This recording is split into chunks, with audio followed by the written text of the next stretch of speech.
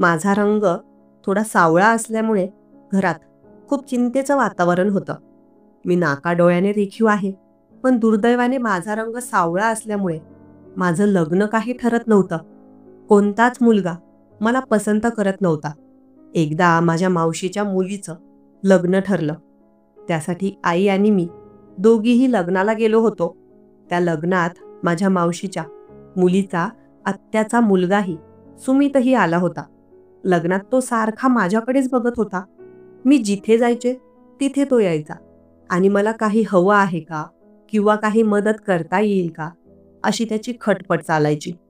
तो दिसायला अतिशय देखणा, एखाद्या हिरोसारखा होता. तर मी मात्र सावळी. मला काही समजत नव्हतं की तो माझ्या मागे का लागला आहे किंवा का माझ्यावर लाईन मारतो आहे. मंगल कार्यालयात ठरलेल्या वेळेवर लग्न लागायची वेळ झाली. सगळे लोक सजून लग्नाच्या मंडपात जाऊ लागले. मीही माझ्या रूममध्ये तयार झाले आणि लग्न मंडपात जाण्यासाठी निघाले. पण जशी मी निघणार होते तितक्यात मावशीच्या मुलीचा आत्याचा मुलगा सुमित माझ्या रूममध्ये आला. मला खाली लग्न मंडपात जायचं होतं, त्यामुळे मी त्याच्याशी जास्त बोलले नाही. पण जशी मी रूममधून बाहेर निघणार तितक्यात त्याने माझा हात पकडला आणि मला त्याच्याकडे ओढलं. मला कळत नव्हतं की तो असं का करत आहे. तो पुढे बोलू लागला, वैष्णवी, तू मला खूप आवडतेस. मी मात्र गोंधळात पडले. तिकडे मंगलाष्टक सुरू झाले होते, पण त्याने मला जवळ ओढलं आणि माझं भरलेलं शरीर त्याच्या बहुपाशात घेतलं. मी तर खूप घाबरले होते, पण काही क्षणात त्याच्यासोबत वाऱ्यासारखी वाहत गेले. त्याने मला दोन्ही हातांनी उचललं आणि पलंगावर नेलं. तो माझ्यावर झुकला. तिकडे मंगलाष्टक सुरू होते आणि त्याने बाईग मला. मित्रांनो, त्यानंतर पुढे काय घडलं हे मी तुम्हाला या कथेमध्ये सांगणार आहे. मी सावळी मुलगी आणि सुमित एवढा हिरोसारखा देखणा असून देखील तो माझ्यासारख्या सावळ्या मुलीच्या प्रेमात का पडला ते रहस्य देखील तुम्हाला पुढे ऐकायला मिळेल. तर चला सुरुवात करते. अगं अनिता, बघ, पत्रिका आली आहे. तुझ्या बहिणीच्या मुलीचं, मायाचं लग्न ठरलंय वाटतं. आपल्याला डायरेक्ट पत्रिका पाठवली, बाकी काही कळवलं नाही त्यांनी. पप्पा आईला म्हणाले. आई आश्चर्याने पप्पांच्या जवळ गेली. त्यांच्या हातातील पत्रिका घेतली आणि वाचू लागली. ती तिच्या बहिणीच्या मुलीची पत्रिका होती. पण आईच्या डोळ्यात मला तो आनंद दिसला नाही. मी माझ्या रूममध्ये झोपले होते, पण दरवाजा काहीसा उघडाच होता, त्यामुळे मला तिथून सर्व काही दिसत होतं. आई वडिलांना वाटलं की मी झोपले आहे. आई माझ्या मावशीच्या मुलीच्या लग्नाची पत्रिका एवढ्या निराशेपूर्वक हाताळत होती आणि तिच्याकडे अशा नजरेने पाहत होती जणू काही ती लग्नाची पत्रिका नव्हे तर एखादी दुःखद वार्ता आहे. वडिलांची पाठ माझ्या दिशेने होती, त्यामुळे त्यांचा चेहरा दिसत नव्हता, पण आईच्या चेहऱ्यावरचे हावभाव स्पष्ट सांगत होते की ती तिच्या बहिणीच्या मुलीचं लग्न ठरलं आहे. पण यामुळे तिला जराही आनंद झाला नाही. पत्रिका वाचत आई म्हणाली, हो, छान आहे. मुलगा शिकलेला आहे, MBBS असं लिहिलं आहे पत्रिकेमध्ये. डॉक्टर नवरा मिळाला वाटतं मायाला. तेवढ्यात पप्पा म्हणाले, हो ना, 12वी शिकली आहे ती, पण डॉक्टर नवरा मिळाला तिला. नशीबवान आहे माया, तुझ्या बहिणीची मुलगी. आई चेहरा पाडून म्हणाली, कसली नशीबवान, रंगाने गोरी आहे, सुंदर आहे, म्हणून MBBS नवरा मिळालाय, बाकी काही नाही. आपल्या वैष्णवीचं कधी नशीब उजळतं देव जाणे. तिच्या नशिबात काय लिहिलंय कोण जाणे. आपली वैष्णवी तर मायापेक्षा बऱ्याच वर्षांनी मोठी आहे. तरीही मायाचं लग्न ठरलं आणि आपल्या वैष्णवीचं अजून काहीच नाही. पप्पा थोडे आईजवळ सरकले आणि म्हणाले, अगं अनिता, वाईट वाटून घेऊ नकोस. तिच्याही नशिबात देवाने काही ना काही चांगलं लिहिलं असेल. होईल तिचं लग्न, तू एवढी काळजी नको करूस. पण आईचा चेहरा मात्र खूपच उतरला होता. तिथूनच आई आणि वडिलांनी माझ्या रूमकडे पाहिलं. तिथून माझा कॉट सहज दिसत होता. मी कॉटवर झोपले होते, पण रूममधला लाईट बंद असल्यामुळे मी बघत आहे हे त्यांना कळालं नाही. पुढे आई म्हणाली, काही आयुर्वेदिक डॉक्टर सांगतात की प्रेग्नेन्सीच्या वेळी केसर खावं, त्यामुळे होणारं अपत्य गोऱ्या रंगाचं जन्माला येतं. मी देखील खाल्लं असतं तर माझी वैष्णवी देखील गोरीपान राहिली असती. पप्पांचा थोडासा हसण्याचा आवाज आला. ते म्हणाले, अगं, असं काही असतं का? जर तसं असतं तर सगळ्या श्रीमंत लोकांची मुलं गोरीपान दिसली असती, कारण त्यांनी तर बायकोला पाहिजे तेवढं केसर खाऊ घातलं असतं. पण आपण कितीतरी असे श्रीमंत, उद्योगपती आणि करोडपती लोक बघतो, ज्यांची मुलं मुली सावळी असतात. त्यात एवढं वाईट वाटून घेण्यासारखं काही नाही. आई पप्पाला म्हणाली, बघा ना, आपली वैष्णवी रंगाने सावळी आहे, पण किती चांगली स्थळं तिच्यासाठी येतात. तरीही फक्त तिच्या सावळ्या रंगामुळे लोक नकार देतात. देव जाणे त्याने माझ्या मुलीच्या नशिबात काय लिहिलंय. पप्पा म्हणाले, बरं अनिता, चल, मला थोडं काम आहे, मी निघतो. आई निराश चेहऱ्याने त्यांच्याकडे पाहत राहिली आणि तिने फक्त मान हलवली. मीही परत अंगावरची चादर चेहऱ्यावर घेतली आणि विचारांच्या भोवऱ्यात गुरफटून गेले. संध्याकाळी जेवणाच्या वेळी सगळे उपस्थित होते. आई, पप्पा, भाऊ आणि मी. वहिनी माहेरी गेली होती. पप्पांनी माझ्या मावशीच्या मुलीच्या मायाच्या लग्नाचा विषय काढला आणि म्हणाले, मग पुढच्या आठवड्यात लग्न आहे. कोण जाणार आहे लग्नाला? वैष्णवी, जाशील ना तू? मी आश्चर्याने त्यांच्या दिशेने पाहिलं. जणू काही मला काहीच माहिती नव्हतं. तेव्हा पप्पा माझ्याकडे पाहत म्हणाले, अगं वैष्णवी, मायाचं लग्न ठरलंय आणि पुढच्या आठवड्यात 25 तारखेला लग्न आहे. मला वाटतं तू आणि आईने जावं, कारण मला त्या दिवशी जमणार नाही. पप्पांनी माझ्या भावाकडे पाहिलं. तो म्हणाला, हो पप्पा, 25 तारखेला मीही बिझी आहे. तेव्हा पप्पा म्हणाले, बरं ठीक आहे. वैष्णवी, तू आणि आई दोघी जाऊन या लग्नाला. आईला मात्र काहीच उत्साह नव्हता. जणू काही तिला याच्याशी काहीही देणं घेणं नव्हतं. ती आमच्याकडे पाहायलाही तयार नव्हती. पण मी मात्र पप्पांकडे एकटक पाहत होते.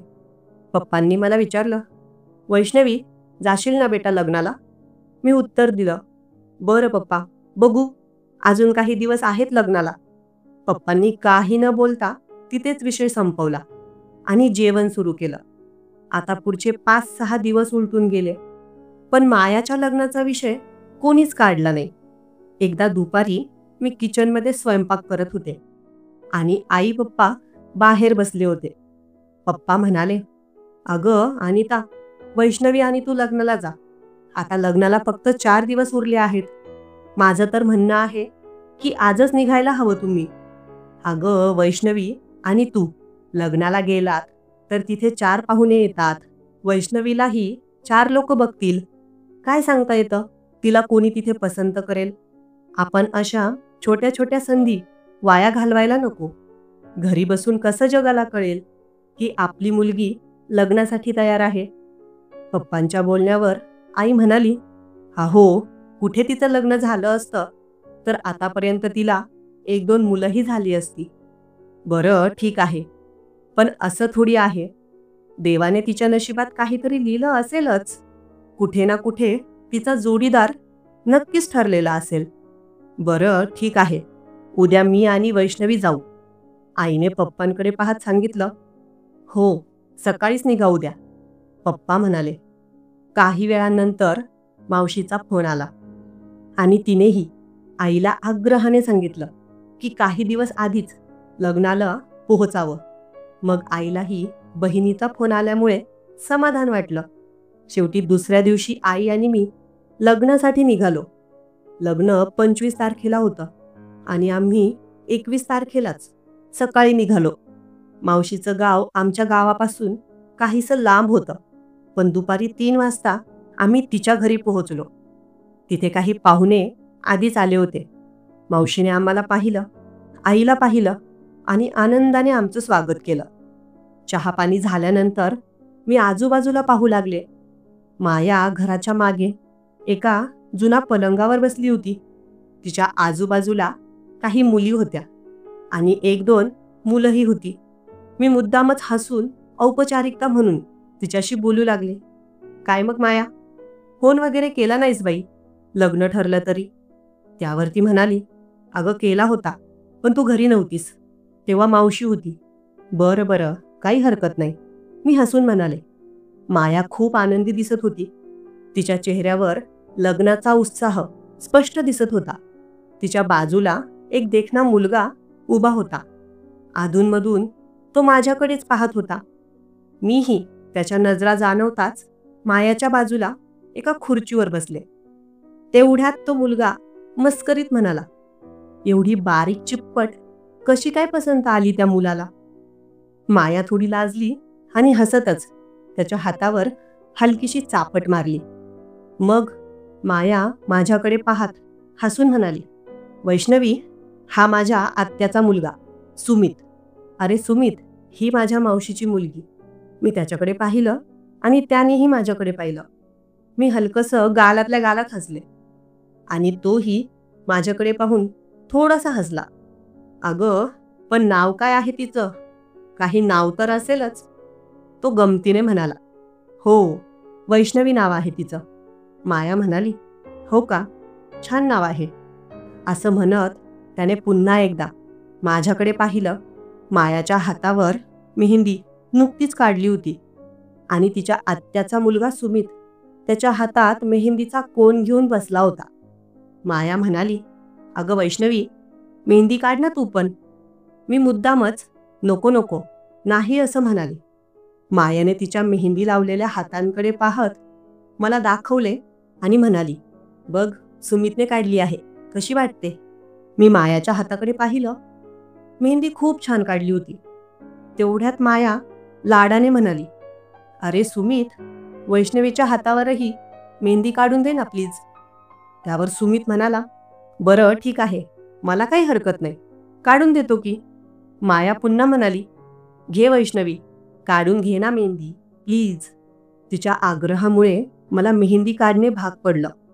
सुमितने बाजूला पडलेली एक खुर्ची माझ्या जवळ ओढली आणि त्यावर येऊन बसला. त्याने माझ्याकडे पाहत हात पुढे करण्यास सांगितले. माया म्हणाली, अगं कर ना लवकर हात पुढे, मेहंदी काढू दे. मी थोडा संकोच करतच माझा हात पुढे केला. सुमितने एक छोटी उशी घेतली, ती माझ्या मांडीवर ठेवली आणि तिच्यावर माझा हात व्यवस्थित सेट करून ठेवला. मग त्याने मेहंदीचा कोन हातात घेतला आणि माझ्या हातावर मेहंदी काढू लागला. मी त्याच्यासमोर आणि तो माझ्यासमोर असे आम्ही बसलो होतो. कितीही नाही नाही म्हटलं तरी माझं लक्ष त्याच्याकडे जातच होतं. दिसायला तो गोरोपान आणि अतिशय देखणा होता. त्याची शरीरयष्टी सुद्धा खूप आकर्षक होती. पण माझा सावळा हात त्याच्या गोऱ्यापान हाताजवळ थोडा वेगळाच दिसत होता आणि त्यामुळे मला थोडं अस्वस्थ वाटत होतं. स्वतःबद्दल थोडासा कमीपणाही वाटत होता. मेहंदी काढत असताना हलक्या हालचाली होत होत्या. मध्येच मी एका हाताने माझ्या खांद्यावर असलेली ओढणी व्यवस्थित करत होते. मध्येच तो माझ्या डोळ्यात बघायचा. एवढा सुंदर मुलगा माझ्याकडे पाहत होता आणि माझ्या हातावर मेहंदी काढत होता. पण तरीही मला खूप कमीपणा वाटत होता. मी त्याच्याकडे अगदी मन मोकळेपणाने पाहिलंच नाही, कारण माझ्या मनात स्वतःबद्दल न्यूनगंड होता. काही वेळानंतर त्याने मेहंदी काढून पूर्ण केली. तो मेहंदी काढण्यात खूपच एक्सपर्ट होता. काही मिनिटांतच त्याने सुंदर नक्षी काढून पूर्ण केली. त्याने माझ्याकडे पाहून हलकसं हसत विचारलं, मग वैष्णवी, कशी वाटली मेहंदी? माया बाजूलाच बसली होती. तीही आश्चर्याने पाहत होती, पण काही बोलली नाही. आजूबाजूच्या काही मुली आणि माया आपापसात गप्पा मारत होत्या. त्याने प्रश्नार्थक नजरेने माझ्याकडे पाहिलं. मी हळूच म्हणाले, हो, खूप छान काढली, थँक्यू. तो लगेच म्हणाला, बरं दे वैष्णवी, तो दुसरा हातही, त्याच्यावरही मेहंदी काढून देतो. मी घाईघाईने म्हणाले, नको नको, मला एकाच हातावर मेहंदी काढायला आवडते. तो हसत म्हणाला, बरं, जशी तुझी इच्छा. माया म्हणाली, अरे, माझी चॉकलेट खायची इच्छा होत आहे. कोणीतरी आणेल का चॉकलेट, प्लीज? तेवढ्यात सुमित म्हणाला, मग आता नवरीबाईची इच्छा झाली आहे, त्यामुळे तिची इच्छा तर पूर्ण करावीच लागणार. आणि हेच आमच्या सामान्य लोकांचं कर्तव्य आहे. तो थोडं तिरकसं हसत म्हणाला. माया हसत म्हणाली, होय, दुल्हन की ऑर्डर है और यह तो पूरी करनी ही होगी. ठीक है हुजूर, लेकर आते हैं. असं म्हणत सुमित निघून गेला. तो गेल्यानंतर माया मला म्हणाली, मग वैष्णवी, कशी आहेस तू? अगदी छान आहे. अगं वैष्णवी, सुमित खूपच बोलका आहे. लहानपणी तो इथेच आमच्या घरी शिकायला होता.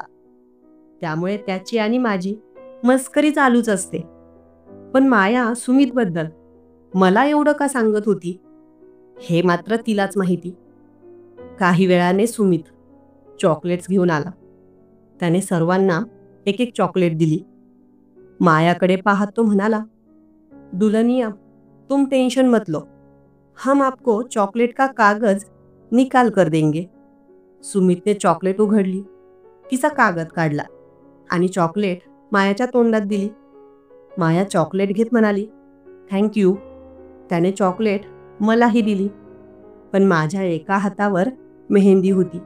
दुसरा हात मोकळा असला तरी एका हाताने चॉकलेटचा कागद कसा काढणार? तो माझ्याकडे पाहत म्हणाला, वैष्णवी, तुलाही काढून देऊ का? मी काय नाही म्हणणार नाही त्याला, म्हणून फक्त मान हलवली. त्याने माझ्या हातातून चॉकलेट घेतले, त्याचा कागद काढला आणि चॉकलेट माझ्या हातात देऊ लागला. तेव्हाच माया म्हणाली, अरे, तिच्याशी काय दुजाभाव करतो? तिलाही तुझ्या हाताने चॉकलेट खाऊ घाल ना. तो थोडा हसला. मी मात्र खूप लाजले. त्याने चॉकलेट सरळ माझ्या तोंडाजवळ आणले आणि त्यांनी आग्रह केल्यामुळे मलाही ते चॉकलेट त्याच्या हाताने खावं लागलं. तेवढ्यात सुमित म्हणाला, बरं चला, मी येतो. तुम्ही मारा बहिणी बहिणी गप्पा. असं म्हणून तो निघून गेला. संध्याकाळी काही पुरुष मंडळी जेवायला बसले. मी वाढायचं काम हाती घेतलं होतं. सुमितही जेवायला बसला होता. पण माहीत नाही, तो सारखा माझ्याकडेच बघत होता. जिथे कुठे मी त्याला दिसायचे तिथे तो माझ्या डोळ्यात डोळे घालून बघितल्याशिवाय राहत नव्हता. मी त्याला पुरी वाढायला गेले.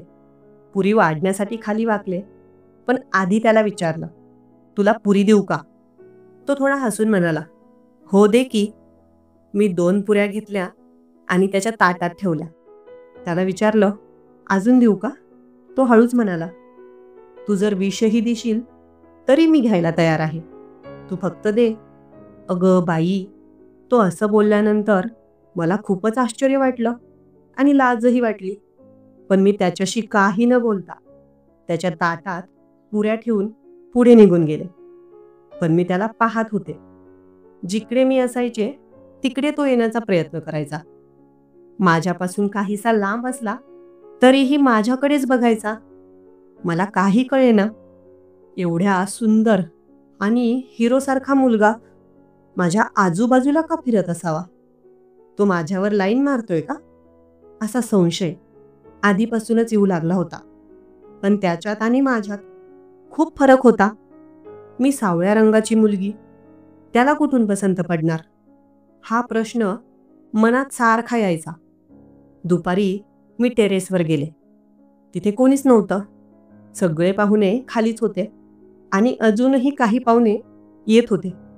मला एकटं राहायची सवय जास्त होती, त्यामुळे गच्चीवर थोडा वेळ निवांत बसावं या हेतूने वर गेले. घराच्या बाजूला एक मोठं झाड होतं, त्यामुळे त्या झाडाची सावली गच्चीवर पडली होती. दुपारचे 2-3 वाजेची वेळ होती. पण काही वेळातच तिथं सुमितही आला. त्याला पाहून मी थोडी दचकले. मनात विचार आला, आता हा कशाला इथं आला असेल बरं? मी पटकन माझा मोबाईल काढला आणि मुद्दाम त्यात इकडं तिकडं बोटं फिरवू लागले. जणू काही माझं लक्षच नाही की तो येत आहे. पण तो सरळ चालत चालत माझ्या जवळच आला. माझ्याजवळ येऊन तो म्हणाला, मग वैष्णवी, मेहंदी कशी रंगली? मी बघितलीच नाही, बघू ना. त्यात काय एवढं, मेहंदी काढली म्हणजे ती रंगणारच. मी म्हणाले, हो, पण पाहू तरी दे. मी तिथेच पायरीवर बसले होते. तोही माझ्या बाजूला येऊन बसला. माझ्या डाव्या हातावर मेहंदी काढली होती. तो थोड्याशा लाडाने म्हणाला, अगं दाखव ना, एवढी काय भाव खाते. त्याचा हा लाडीक आवाज मला आश्चर्यचकित करत होता. फक्त एकच दिवस झाला होता आम्हाला एकमेकांना ओळखून. आता त्याने आग्रह केला म्हणून मी माझा हात पुढे केला आणि हातावरची मेहंदी दाखवली. मेहंदी पाहत त्याने डोळे विस्फारले आणि म्हणाला, अगं मेहंदी तर खूप सुंदर रंगली आहे. तुला आवडली का? हो, छान काढली आहेस मेहंदी. थँक्यू मेहंदीबद्दल, मी म्हणाले. आता मला तिथं बसणं थोडंसं अवघड वाटत होतं, म्हणून मी उठले आणि चालू लागले. तेवढ्यात तो म्हणाला, काय झालं, कुठे चाललीस? काही नाही, खाली चालले आहे. मी म्हणाले, अगं थांब ना, मी आलोच लगेच. जाते कुठे तू? तिथं त्याच्यासोबत बसण्यात आणि थांबण्यात काही कारण नव्हतं. मी विचार करत होते, कसं काय मी थांबणार? पण तू पुन्हा म्हणाला, हो, पण काय काम आहे तुला माझ्याशी? मला काही विचारायचं होतं. मला काय विचारायचं होतं? मी म्हणाले, तुझं ग्रॅज्युएशनमध्ये कोणता विषय होता? पॉलिटिक्स होता माझा विषय. अच्छा, हो, माझाही पॉलिटिक्सच होता. मग तू गव्हर्नमेंट एक्झामसाठी प्रयत्न केले नाहीस का? अरे नाही, मी काही एवढी टॅलेंटेड नाही की एखादी गव्हर्नमेंट एक्झाम पास करेन. मी हसून म्हणाले, का?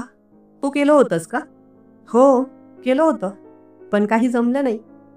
शेवटी नाईलाजाने एका प्रायव्हेट कंपनीत नोकरी धरली, कॉम्प्युटर कोर्सच्या आधारावर. हो का? छान आहे. अरे बघ ना, या आंब्याला किती कैऱ्या लागल्या आहेत. वैष्णवी, तुला आवडतात का कच्च्या आंबट कैऱ्या खायला? हो, आवडतात, पण एवढ्या नाही. का? तुला नाही आवडत का? मी मुद्दाम त्याला विचारलं. हो, आवडतात की मला कच्च्या कैऱ्या खायला. तो म्हणाला, वैष्णवी, तुला तोडून देऊ का कैरी? अरे नको नको, कशाला उगाच. मी म्हणाले, बरं चल सुमित, मला खाली जायचं आहे, जाते मी. एवढं बोलून मी पायऱ्या उतरून खाली आले.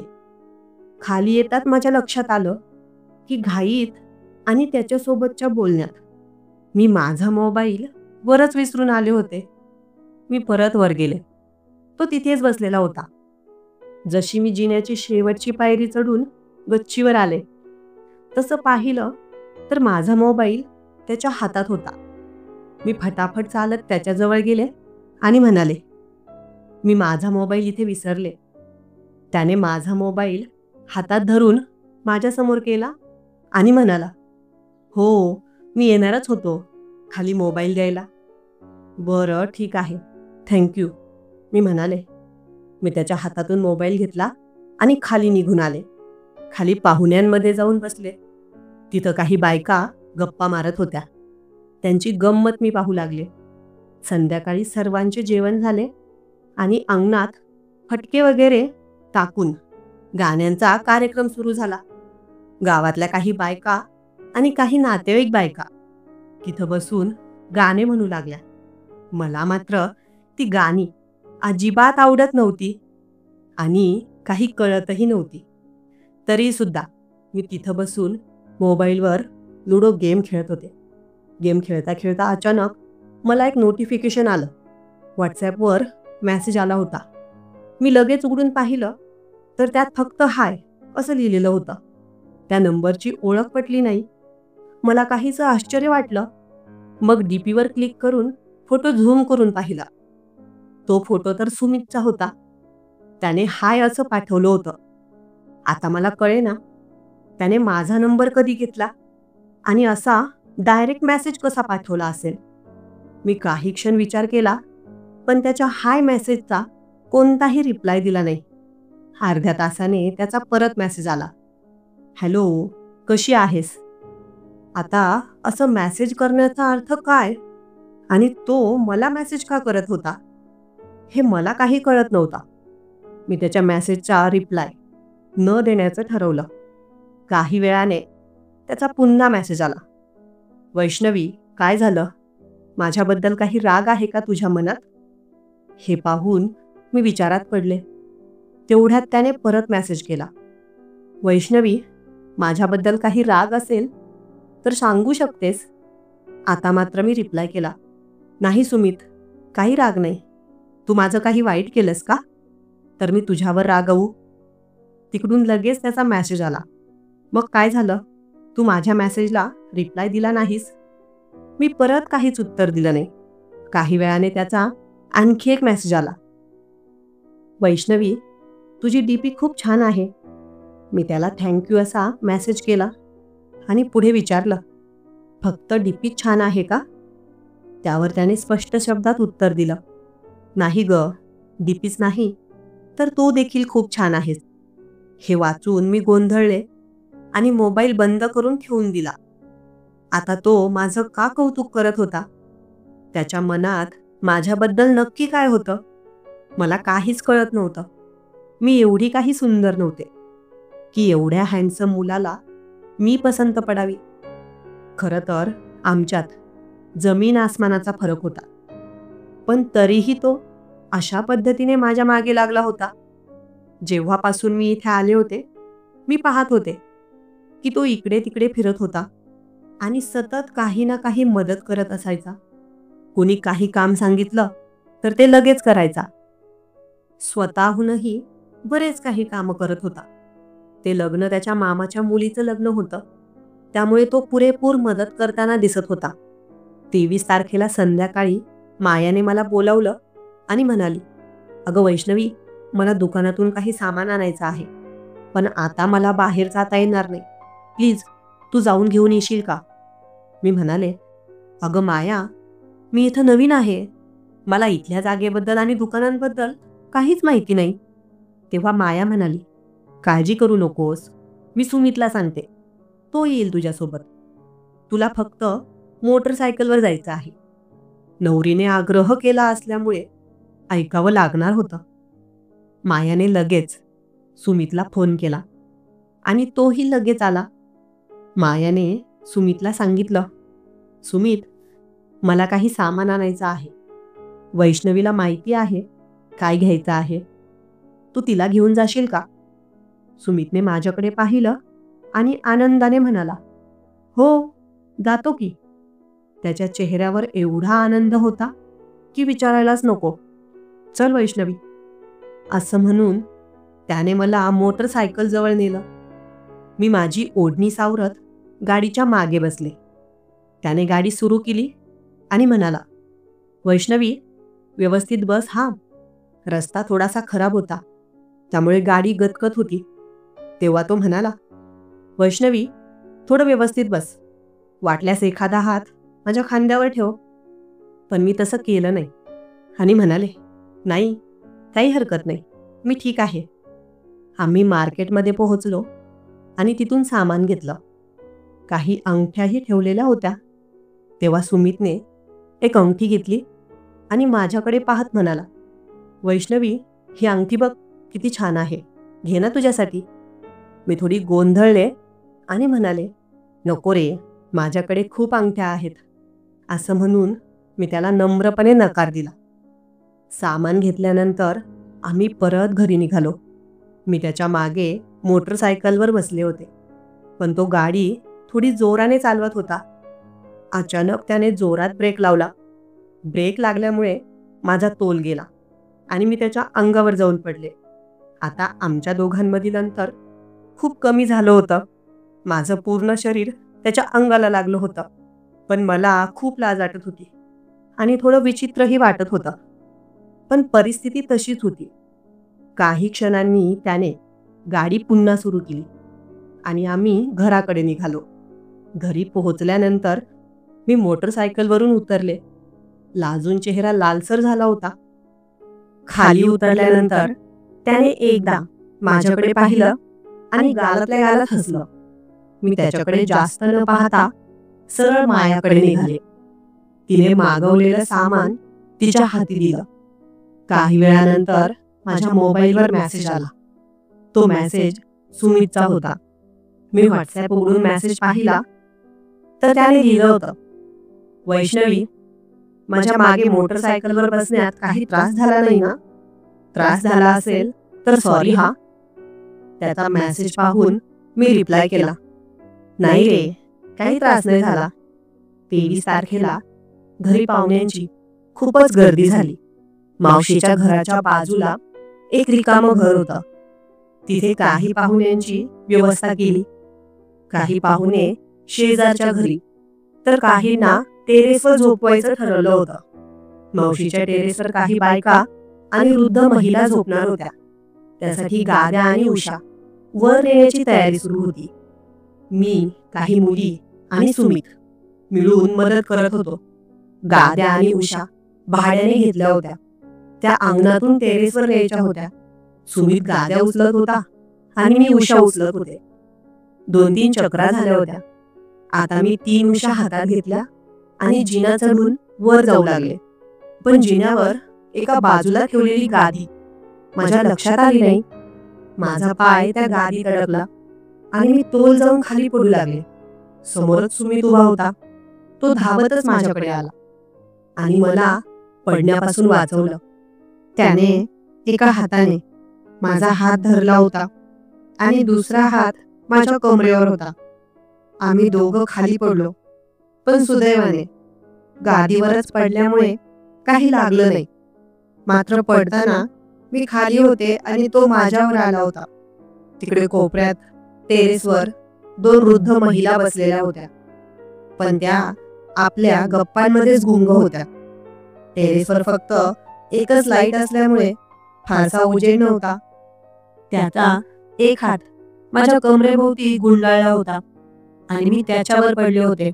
मी वर उठायचा प्रयत्न करू लागले, पण त्याने त्याचा हात माझ्या कमरेभोवती घट्ट केला आणि मला अजून जवळ ओढलं. मी माझा चेहरा बाजूला वळवण्याचा प्रयत्न करत होते, पण मुद्दाम त्याने आपला चेहरा माझ्या चेहऱ्याजवळ आणला. काही क्षणांतच हे सगळं घडत होतं. पुढच्या क्षणी त्याने सरळ आपले ओठ माझ्या ओठांवर ठेवले आणि हळू चुंबन घेतलं. मी मात्र खूप घाबरले. आजूबाजूला कोणी बघेल की काय या विचाराने मनात भीती लाटली. त्याने माझं चुंबन घेतलं आणि लगेचच बाजूला झाला. तो उठून उभा राहिला आणि हात पुढे करत म्हणाला, दे तुझा हात माझ्या हातात. इच्छा नसतानाही मी माझा एक हात वर केला. त्याने माझा हात घट्ट पकडला आणि मला आधार देऊन उठवलं.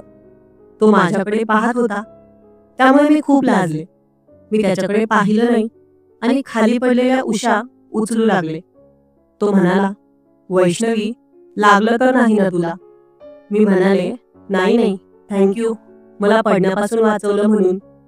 आता आम्ही उषा घेऊन पुढे जाणार होते. तेवढ्यात तो म्हणाला, अगं वैष्णवी, तुलाही थँक्यू. मी थोडं गोंधळले आणि विचारलं, माझ्यासाठी थँक्यू? कशासाठी? त्याने माझ्याकडे पाहिलं. मी लाजेनं मान खाली घातली. तो थोडा जवळ आला आणि हळूच म्हणाला, मला किस घेऊ दिल्याबद्दल थँक्यू. हे ऐकताच मी अजूनच शरमले. काही न बोलता तिथून लगेच फिरले आणि उषा घेऊन पुढे निघाले. तिथल्या म्हाताऱ्या आमच्याकडेच बघत होत्या, पण मी त्यांच्याकडे पाहिलं नाही. लवकरच उषा तिथे ठेवल्या आणि खाली निघून गेले. तोही खाली आला. जिना उतरतानाच तो जिन्यात उभा होता. मी म्हणाले, चला, मला जायचं आहे. तो माझ्याकडे पाहत पुढे चालू लागला. मीही त्याच्या मागे गेले, पण आता मात्र उषा उचलायला गेले नाही. मी त्याला सांगितलं, मला काम आहे, तूच सगळं घेऊन जा गच्चीवर. तो हसून म्हणाला, ठीक आहे, तू सांगशील तसं. तुझ्यासाठी तर काहीही करायला तयार आहे मी. मी तिथून सरळ बाथरूम मध्ये गेले. तोंडावर पाणी मारलं आणि स्वतःला आरशात पाहू लागले. बाहेर खूप गर्दी होती, पण बाथरूम मध्ये थोडं शांत वाटलं. माझी छाती अजूनही धडधडत होती. काय होत होतं मलाही कळत नव्हतं. माझ्या आयुष्यात पहिल्यांदाच अशी वेळ आली होती की कोणत्या मुलाने मला किस केला होता. मी स्वतःला आरशात पाहू लागले, पण मला माझा सावळा रंगच स्पष्ट दिसत होता. सौंदर्य तर दूर दूरपर्यंत जाणवत नव्हतं, पण एक विचार सतत मनात येत होता, तो एवढा गोरापान आणि देखणा मुलगा मला का किस करेल? मीच का आवडत असेल त्याला? आजूबाजूला इतक्या सुंदर मुली आहेत, मग माझ्याच मागे का लागला असेल तो? या प्रश्नाचं उत्तर काही केल्या मला सापडत नव्हतं. दुसऱ्या दिवशी म्हणजे 24 तारखेला सकाळी सगळ्यांचे जेवण वगैरे झालं. आता नवरीला आणि काही बायकांना मंगल कार्यालयात जायचं होतं. लग्न मावशीच्या घरी ठेवलं होतं. मग सगळ्यांनी जायची तयारी सुरू केली. नवरीसोबत काही बायका मंगल कार्यालयात पोहोचल्या. मीही त्यांच्यासोबत होते. घरापासून अंदाजे 1-1.5 किलोमीटर अंतरावर असेल मंगल कार्यालय. मंगल कार्यालयावर पोहोचल्यानंतर पाहिलं तर ते खूप मोठे आणि भव्य होते. आजूबाजूला भरपूर हिरवीगार झाडे, सुंदर गार्डन आणि खाली पसरलेले ताजेतवाने गवत होते. ती जागा इतकी नयनरम्य होती की मन तिथे रमून जाईल आणि प्रत्येक मुलीला तिच्या लग्नाच्या आठवणी सदैव जपाव्याशा वाटतील. माया खरंच नशीबवान होती. तिचं लग्न खूप उत्साहात पार पडत होतं. सगळं काही अगदी मनासारखं घडत होतं. पण त्या क्षणी मला स्वतःबद्दलही जाणीव झाली. माझ्या सावळ्या रंगामुळेच माझं लग्न अजूनही रखडले होते. मी इकडे तिकडे फिरत होते. मुलांशी आणि ओळखीच्या पाहुण्यांशी बोलत होते. नवरीच्या सोबतही थोडा वेळ घालवला. पण तरीही मनात कुठेतरी अस्वस्थता होती. मला स्वतःबद्दल चिंता वाटायची. का माहित नाही, पण मी सतत विचार करत असायचे. माझ्या लग्नाचं काय होईल? माझं कधी लग्न होईल? मंगल कार्यालयात पोहोचल्यानंतर मेहंदी काढण्याचा कार्यक्रम आणि बाकीच्या छोट्या मोठ्या रीतिरिवाज सुरू झाले. मायाने 2-3 मेकअप आर्टिस्ट बोलावल्या होत्या. ज्यांना हवं असेल त्यांना त्या मेकअप करून देत होत्या. मीही एका मुलीकडून स्वतःचा मेकअप करून घेतला. दुपारी सुमितही तिथे पोहोचला. तो आला आणि थेट माझ्याजवळ आला. त्याने मला पाहिले आणि म्हणाला, वैष्णवी, तू तर खूपच सुंदर दिसतेस हा. त्याच्या त्या कौतुकाने मला खूप छान वाटले. पण त्याचे शब्द मला पचत नव्हते. कधी कधी असं वाटायचं की तो माझी मस्करी तर करत नाही ना. पण त्याचा आवाज, त्याचे बोलणे आणि त्याच्या चेहऱ्यावरचे भाव पाहून वाटत होतं की तो खरंच प्रामाणिक आहे. त्याच्या डोळ्यात जे प्रेम दिसत होतं ते खोटं वाटत नव्हतं. पण त्याचा तो हँडसम चेहरा पाहिला की माझ्या मनात शंका येत असे. तो इतका देखणा आहे, मग त्याने माझ्यात काय पाहिलं? हा प्रश्न मला पुन्हा पुन्हा पडत असे. 24 तारखेला संध्याकाळी हळदी लावण्याचा कार्यक्रम पार पडला. डीजे लावले होते आणि सगळी मंडळी नाचत होती. प्रत्येक जण मजा करत होता. सुमितही मधून मधून कुठे ना कुठे दिसायचा. पण जेव्हा आम्ही समोरासमोर यायचो तेव्हा माझ्याशी तो काही ना काही बोलल्याशिवाय राहत नसे. संध्याकाळी 8 वाजता जेवण झाले. पण जशी मी मावशीकडे आले तेव्हापासून सारखे तेलकट अन्न पोटात जात होतं. त्यामुळे मला ऍसिडिटी झाली आणि मळमळही होऊ लागली. आता मला ऍसिडिटीची गोळी घेण्याची अत्यंत गरज होती. पण कुठे जाऊ आणि गोळी कुठून आणू हे कळत नव्हते. एकटी बाहेर पडणं शक्य नव्हतं. त्याचवेळी मला सुमितची आठवण झाली. सुमित मला गोळी आणून देईल हे मला ठाऊक होते. शेवटी नाईलाजाने मी मोबाईल काढला आणि त्याला मेसेज केला, अरे सुमित, माझं एक काम आहे. त्याने लगेच उत्तर दिलं, होय सांगा, काय आहे? तू कुठे आहेस? मी म्हणाले, मी 3ऱ्या मजल्यावर गॅलरीमध्ये आहे. बरं ठीक आहे, थांब तिथेच मी आलो. असं तो म्हणाला. काही मिनिटातच सुमित माझ्यासमोर आला आणि म्हणाला, वैष्णवी, काय झाले? अचानक बोलावलेस? सगळं ठीक आहे ना? अरे हो, सगळं ठीक आहे. पण मला पोटात गडबड झाली आहे. ऍसिडिटी झाली आहे. प्लीज मेडिकलवरून ऍसिडिटीची एक गोळी आणून देशील का? हो, का नाही? थांब, मी आलो. तू इथेच थांब. असं तो म्हणाला आणि लगेच निघून गेला. थोड्या वेळाने तो परत आला. त्याने गोळीसोबत पाण्याची बाटलीही आणली. माझ्या जवळ येऊन त्याने गोळी फोडली. ती माझ्या हातात दिली आणि म्हणाला, लगेच खाऊन टाक. त्यानंतर पाण्याच्या बाटलीचे झाकण काढून तीही मला दिली मी गोळी घेतली, पाणी पिले आणि त्याला थँक्यू म्हणाले. तो म्हणाला, बरं ठीक आहे, मी तिकडे जातो. होय बरं, असं म्हणत मी परत नवरीकडे निघून आले. तो दिवस निघून गेला आणि 25 तारखेचा म्हणजे लग्नाचा दिवस उजाडला. सकाळपासूनच लग्नाची तयारी जोरात सुरू झाली होती. सगळे पाहुणे मंगल कार्यालयात पोहोचले होते. 24 तारखेला हळदीच्या रात्री सुद्धा अगदी सगळ्यांची व्यवस्थित सोय झाली होती. मंगल कार्यालय खूप मोठं होतं, त्यामुळे काहीच टेन्शन नव्हतं. मी आणि अजून 2 मुली मिळून आम्ही तिघींनी एक रूम सांभाळली होती. सकाळी नवरीचा मेकअप तिच्या रूममध्ये सुरू होता आणि माझाही मेकअप एका मुलीने करून दिला. आज मी सुंदर सिल्कची चॉकलेटी रंगाची साडी नेसली होती आणि त्यावर मॅचिंग रंगाचा बॅकलेस ब्लाऊज घातला होता. माझ्या रूममधल्या ज्या 2 मुली होत्या त्या तयारी करून खाली लग्नाच्या मंडपात निघून गेल्या होत्या. आता मी माझा थोडासा राहिलेला टचअप करून, कपडे व्यवस्थित करून खाली जाण्यासाठी तयार होते. सगळी तयारी झाल्यानंतर मी माझ्या रूममधून खाली मंडपात जाण्यासाठी निघणार. तेवढ्यात रूमचा दरवाजा लोटला गेला. समोर पाहिलं तर सुमित उभा होता. मी आश्चर्याने त्याच्याकडे पाहत विचारलं, काय झालं? तो म्हणाला, काही नाही, असंच आलो. असंच का? आता लग्न लागणार आहे, सगळे तिथे पोहोचले आहेत. मी पण जाते, तू देखील चल. तो दाराजवळ उभा होता. मी त्याच्या जवळून पुढे जाण्यासाठी निघाले. त्याला सांगितले, मी जाते, तू रूममधून बाहेर पडल्यावर कडी लावून घे. पण मी जशी त्याच्या जवळून जात होते त्याने माझा हात पकडला.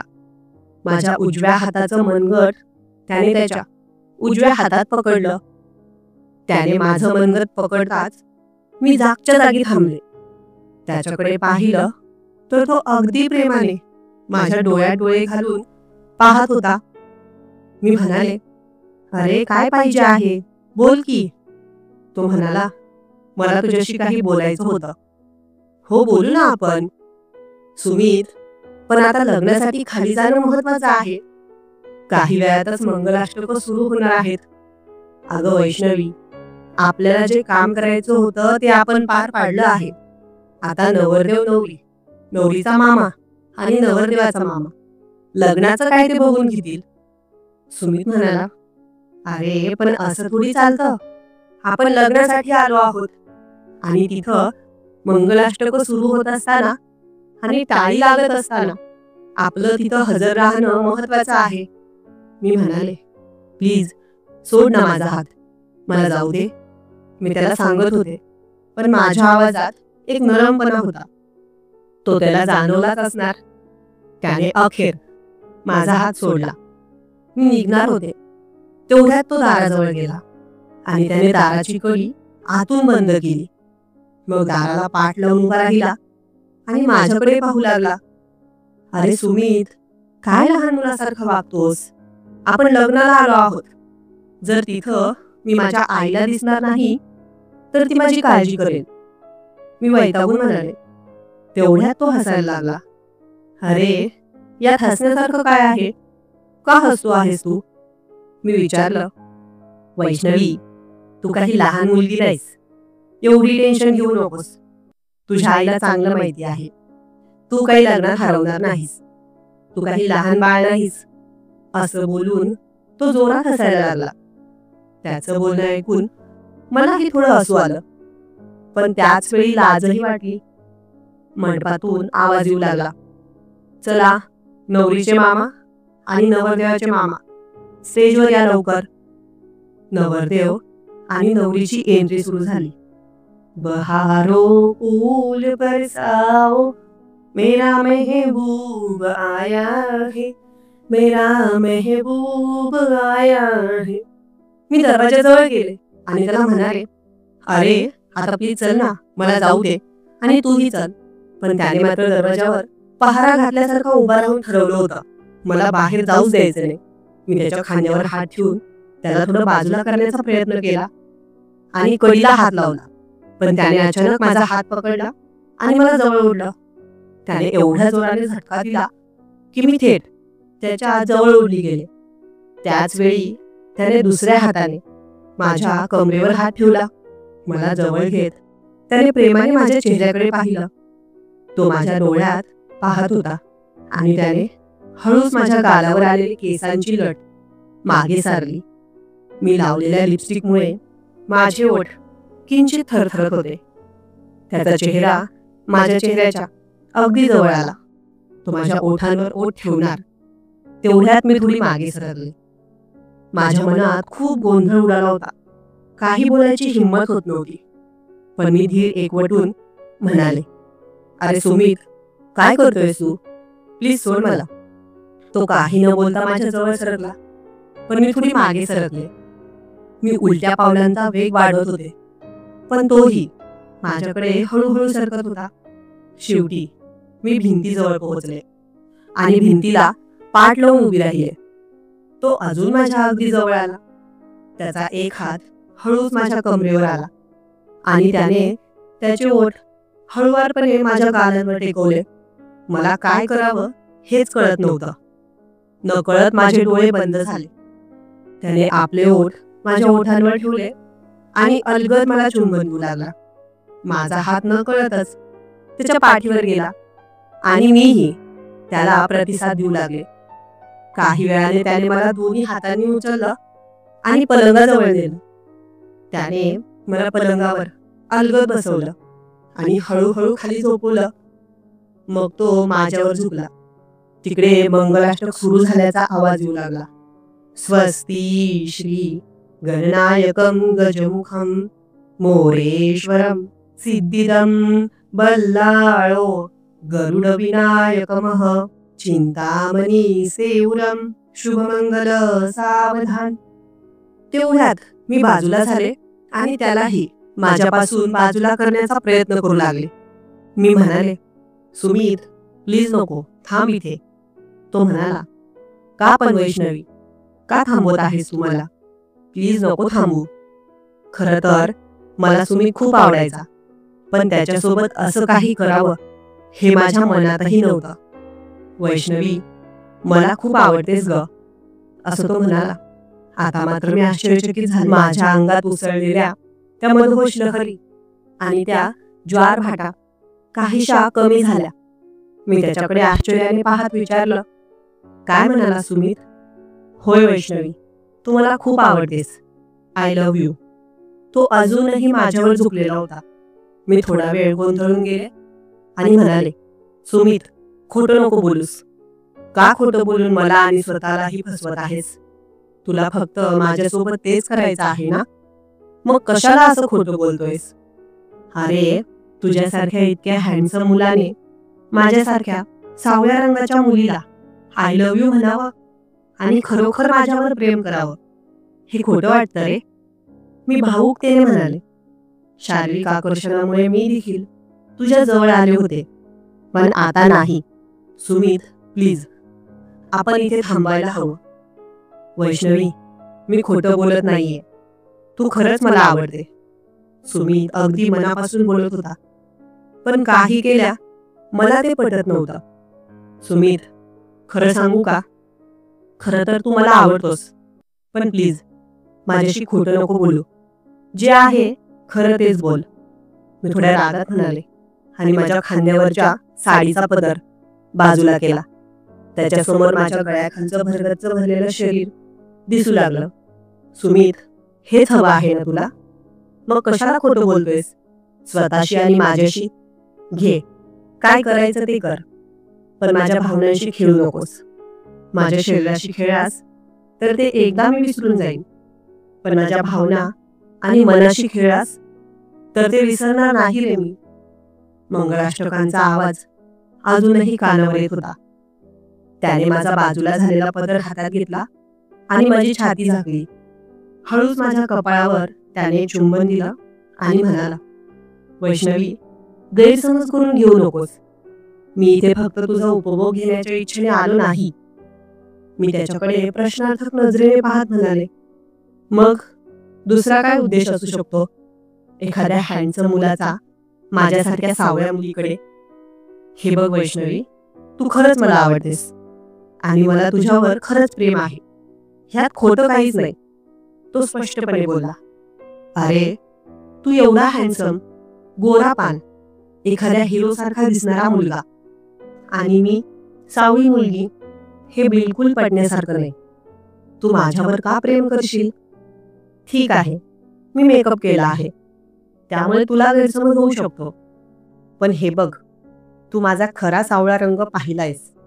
तू माझी चेष्टा करतो असं मला वाटतंय. मी थोड्या त्रासलेल्या स्वरात म्हणाले. सुमित, तुला माझा उपभोग घ्यायचा असेल तर तसं सरळ सांग, पण त्यावर प्रेमाची चादर टाकू नकोस, कारण ते मी विसरू शकणार नाही. असं बोलून मी त्याला माझ्याकडे ओढलं आणि माझे ओठ त्याच्या ओठांवर ठेवले आणि त्याला घट्ट मिठी मारू लागले. पण आता त्याला माझ्याजवळ येण्यात काही रस नाही असं मला वाटू लागलं. मी त्याला घट्ट ओढत होते, पण तो पाण्यामधून तेलासारखा माझ्यापासून वेगळं होण्याचा प्रयत्न करत होता. मी स्वतःच्या इच्छेने त्याला किस केलं, पण त्याने काहीच प्रतिसाद दिला नाही. काही वेळाने तो माझ्यापासून सावकाश उठून बाजूला झाला, उठून उभा राहिला आणि मीही त्याच्या मागोमाग उठले. तिकडे आता लग्नही लागलं होतं. फटाक्यांचे आवाज ऐकू येत होते आणि गाणीही परत वाजायला सुरुवात झाली होती. तो माझ्याकडे पाहत म्हणाला, वैष्णवी, तुला वाईट वाटलं असेल तर सॉरी. एवढं बोलून तो रूमच्या बाहेर निघून गेला. पण आता मात्र मला स्वतःचाच राग येत होता. मी त्याला नाराज केलं होतं ही जाणीव मला टोचत होती. पण काही वेळाने मला स्वतःचा गर्वही वाटू लागला, कारण मी त्याला योग्य अशा वेळी थांबवलं होतं. जर तो फक्त शारीरिक आकर्षणापोटी माझ्याजवळ आला असता आणि त्याने माझ्यासोबत ती वेळ घालवली असती तर काही क्षणांसाठी शरीराला हवं ते मिळालं असतं, पण नंतर मी स्वतःलाच दोष दिला असता. लग्न लागलं होतं, पण त्या लग्नात मी आणि सुमित मात्र हजर नव्हतो. त्यानंतर सगळे विधी पार पडले. त्यानंतर सुमित माझ्याकडे पाहायचा, पण तो माझ्याजवळ येत नसे. तो फक्त कामापुरताच बोलायचा आणि खरं तर आता कामही काही उरलं नव्हतं. लग्नाच्या दुसऱ्या दिवशी तो निघून गेला आणि मीही माझ्या आईसोबत माझ्या घरी निघून आले. पण त्यानंतर मात्र माझ्या मोबाईलवर सुमितचा एकही कॉल किंवा मेसेज आला नाही. त्याच्या मनात नेमकं काय चाललं होतं हे मला समजत नव्हतं. मला वाटत होतं कधीतरी तो मला कॉल करेल, पण त्याने कॉल केला नाही. बऱ्याचदा मला स्वतःलाही त्याला कॉल किंवा मेसेज करावं असं वाटलं, पण का आणि कशासाठी करावं याचं उत्तर सापडत नव्हतं. खरं तर तो मला आवडू लागला होता हे मला मान्य होतं, पण माझ्यासारखी सावळी मुलगी त्याला खरंच आवडेल का हा विचार सतत मनात यायचा. कदाचित त्याला फक्त शारीरिक आकर्षण होतं आणि त्याची भूक भागवण्यासाठीच तो माझ्याजवळ आला होता असं आता मला वाटू लागलं होतं. त्याचा फोन किंवा मेसेज न आल्याने हेच खरं आहे हे स्पष्ट झालं. दिवस पुढे निघून जात होते आणि हळूहळू मी त्याला विसर पाडू लागले. तरीही सुमित माझ्या आयुष्यातील असा पहिला मुलगा होता ज्याने मला किस केलं होतं आणि त्यामुळे त्याच्या आठवणी काही केल्या सहजपणे पुसल्या जात नव्हत्या. रात्री झोपायच्या वेळेस बऱ्याचदा त्याची आठवण यायची आणि मन अस्वस्थ व्हायचं. मला कसं तरी वाटायचं, पण काय करणार. कशी तरी वेळ काढून स्वतःच्या मनावर ताबा ठेवायचा निष्फळ प्रयत्न करायचे. एके दिवशी आईच्या मोबाईलवर मावशीचा कॉल आला. मावशी म्हणाली, लग्नामध्ये जो मायाच्या आत्याचा मुलगा सुमित आला होता त्याला वैष्णवी आवडली आहे. त्यांनी विचारलं आहे की बघण्यासाठी घरी यायचं का. आईने मला ही बातमी सांगितली तेव्हा काही क्षण मला काही सुचेना. आई सांगत होती त्यावर माझा विश्वासच बसत नव्हता. मी ताबडतोब माझ्या रूममध्ये जाऊन सुमितला कॉल केला. त्याने लगेचच फोन उचलला. मी म्हणाले, सुमित, तू मावशीला काय सांगितलं? तू मला लग्नासाठी माझ्या घरी पाहायला येणार आहेस, हे खरं आहे का? सुमित म्हणाला, होय वैष्णवी, खरं आहे. हे ऐकून मी इतकी आनंदित झाले की माझा आनंद गगनात मावेनासा झाला. काय करू असे मला झाले. खुशीच्या भरात मी तिथेच उड्या मारायला लागले. मी पलंगावर पडलेल्या उशीला जवळ घेतलं आणि छातीशी घट्ट कवटाळलं. आता मला सुमितला आय लव्ह यू म्हणायची प्रचंड इच्छा होत होती, पण मी स्वतःवर ताबा ठेवला. काही वेळ त्याच्याशी बोलले आणि मग फोन कट केला. काही दिवसांनी सुमित त्याच्या आईवडिलांसोबत मला बघायला आला. त्याच्या घरच्यांनीही मला मनापासून स्वीकारले. सर्व काही आनंदाने आणि उत्साहाने पार पडले. शेवटी सुमित आणि माझं लग्नही मोठ्या आनंदात झालं. लग्न झाल्यानंतर काही दिवसातच मला दिवस गेले आणि नंतर मी एका गोंडस बाळाला जन्म दिला. पण माझ्या मनात नेहमी एक प्रश्न असायचा, सुमितने माझ्यासारख्या सावळ्या मुलीशी लग्न का केले असेल? शिवाय तुम्हाला इतक्या प्रेमाने वागवायचा की कधीच मला माझ्या रंगाबद्दल हीन भावना वाटू दिली नाही. आता आमच्या लग्नाला 4 वर्षे झाली होती. आज आमच्या लग्नाचा वाढदिवस. घरात सुमित आणि मीच होतो. माझे सासू सासरे गावाला गेले होते, पण आज मात्र मला माझ्या प्रश्नाचं उत्तर हवं होतं. सुमितने माझ्यासोबत लग्न का केलं? संध्याकाळी सुमित मला एका हॉटेलमध्ये घेऊन गेला. आम्ही तिथे स्वादिष्ट जेवण केलं. घरी परत आल्यावर सगळं आटोपलं आणि रात्री 10 वाजता मी माझ्या खोलीत झोपले. काही वेळात सुमितही झोपायला आला. तो प्रेमाने माझ्या जवळ आला आणि हलकेच मला आज जवळ घेतलं. आमचं बाळ झोपक्यात गाढ झोपलं होतं. त्या शांत क्षणीही माझ्या मनात तोच प्रश्न घोळत होता. सुमितने प्रेमाने मला जवळ घेत मिठी मारली. तेव्हा मी त्याला म्हणाले, सुमित, मला एका प्रश्नाचं उत्तर प्लीज दे ना. मी आधी एकदा तुला विचारलं होतं, पण तू ते टाळून दिलं होतंस. हा प्रश्न काही केल्या माझ्या मनातून जात नाहीये. जोपर्यंत तुझ्या तोंडून उत्तर ऐकत नाही मला चैन पडणार नाही. सुमित शांतपणे म्हणाला, हो बोल ना वैष्णवी, काय ते? सुमित, मला तुझ्यासारखा देखणा नवरा मिळाला. एवढा प्रेम करणारा, काळजी घेणारा. मला जे हवं ते सगळं वेळेवर मिळतं, कशाचीच कमी नाही. पण एक गोष्ट नेहमी मनात खटकते, अरे मी सावळी आहे आणि तू एवढा गोरा, अगदी एखाद्या सिनेमातल्या हिरोसारखा. माझ्या मनात नेहमी प्रश्न येतो की तुला माझ्यासारखी सावळी मुलगी कशी काय आवडली? तुला वाटलं असतं तर एखाद्या गोऱ्यापान मुलीसोबतही लग्न केलं असतंस, पण माझ्यासोबतच का? आणि तुझ्या आयुष्यात मी पहिलीच मुलगी आहे का जिच्यावर तुला प्रेम झालं? सुमितने हसत मला एका हाताने त्याच्याजवळ ओढलं. माझ्या गालावर येणारी केसांची लट मागे केली. आम्ही दोघं एकमेकांच्या खूप जवळ होतो. त्याचे ओठ आणि माझ्या ओठांमधलं अंतर खूप कमी राहिलं. तो म्हणाला, हो वैष्णवी, माझ्या आयुष्यात तू अशी पहिलीच मुलगी आहेस जिच्यावर मला खरंच मनापासून प्रेम झालं आणि जिच्यासोबत मी शारीरिक जवळीक निर्माण केली. मी आश्चर्याने विचारलं, अरे पण का? वैष्णवी, सांगू का?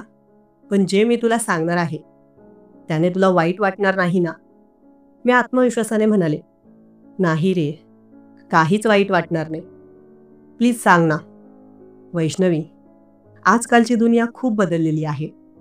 लग्नानंतरही अनेक पुरुष आणि स्त्रिया अफेअर करतात. बायको नवऱ्याची कितीही एकनिष्ठ असली तरी काही लोकांच्या वाईट नजरा आपण रोखू शकत नाही. जर एखाद्याची बायको सुंदर आणि थोडी आगाऊ स्वभावाची असेल तर बरेच पुरुष तिच्याकडे आकर्षित होतात, तिच्या प्रेमात पडतात. संधी मिळाली की काही जण लग्न झालेल्या स्त्रियालाही प्रपोज करतात. बाईला स्वतःच्या जाळ्यात फसवण्यासाठी पैशांची लालूच दाखवतात किंवा भेटवस्तू देतात. अशा परिस्थितीत नकळत काही लग्न झालेल्या स्त्रियाही परपुरुषांच्या प्रेमात पडतात आणि अफेअर करू लागतात. वैष्णवी, हे मला मुळीच मान्य नाही. जेव्हा आपण लग्न करतो तेव्हा 7 जन्म एकमेकांसोबत राहू म्हणून 7 फेरे घेतो. एकमेकांसोबत आयुष्यभर राहण्याच्या शपथा घेतो. सुखदुःखात एकमेकांचा आधार बनण्याची वचने देतो. पण लग्नानंतर परस्त्रीशी किंवा परपुरुषाशी अफेअर करून एकमेकांना धोका देणे कधीही योग्य नाही. वैष्णवी, खरं तर तुझा सावळा रंग हाच एक कारण होता ज्यामुळे मी तुझ्याशी लग्न केलं आणि तुझ्या प्रेमात पडलो. तुझ्याशी लग्न केल्यानंतर मला कशाचीच भीती उरली नाही. तुझ्या सावळ्या रंगामुळे कोणीही तुझ्याकडे वाईट नजरेने पाहणार नाही आणि कोणताही परपुरुष तुझ्या प्रेमात पडणार नाही याची मला शाश्वती आहे. यामुळेच मी सदैव बिंदास असतो. तुझ्यासोबत लग्न झाल्यानंतर मला या गोष्टीचं अजिबात टेन्शन नाही की कोणी तुझ्यावर लाईन मारेल किंवा तुझ्याकडे पाहून आकर्षित होईल. आजकाल तर नातेवाईकांमध्येही काही लोक एकमेकांशी अफेअर करतात. ही किती घाणेरडी गोष्ट आहे. कदाचित दुसऱ्या धर्मांमध्ये, अन्य देशांमध्ये हे मान्य असेल, पण आपल्या हिंदू संस्कृतीत ही बाब आधीही खपवली जात नव्हती आणि आताही अयोग्यच आहे. वैष्णवी, जेव्हा मी घराबाहेर असतो मला तीळ मात्र चिंता नसते की तू कोणाशी फोनवर बोलशील का, कोणाला भेटायला जाशील का, किंवा तू बाहेर गेल्यावर तुला पाहून कोणी तुझ्याकडे आकर्षित होईल का. या बाबतीत मी अगदी निश्चिंत असतो. हो, यात माझा थोडा स्वार्थ असू शकतो, पण वैष्णवी, माझं प्रेम तुझ्यावर खरं आहे, यात काहीही शंका नाही. मी खरोखर मनापासून तुझ्यावर प्रेम करतो. सुमित बोलत असताना मी आश्चर्यचकित झाले होते, पण त्याचं म्हणणं चुकीचं नव्हतं. तो पुढे म्हणाला, वैष्णवी, माझी अशी इच्छा आहे की मी जितकं तुझ्यावर प्रेम करतो तितकंच तूही माझ्यावर करावं. सुमितने प्रेमळ नजरेने माझ्याकडे पाहिलं. मी तर त्याच्याकडेच पाहत होते. मला त्याच्या डोळ्यात माझ्याबद्दल असणारं प्रेम जाणवत होतं. पुढच्या क्षणी एक दुसऱ्याच्या डोळ्यात पाहत आम्ही एकमेकांना घट्ट मिठी मारली. मित्रांनो, जर तुम्हाला ही माझी सत्य कहाणी आवडली असेल तर एक लाईक करा. या कथेबद्दल मला तुमच्या प्रतिक्रिया कमेंट बॉक्समध्ये नक्की कळवा. सदैव आनंदी राहा. धन्यवाद.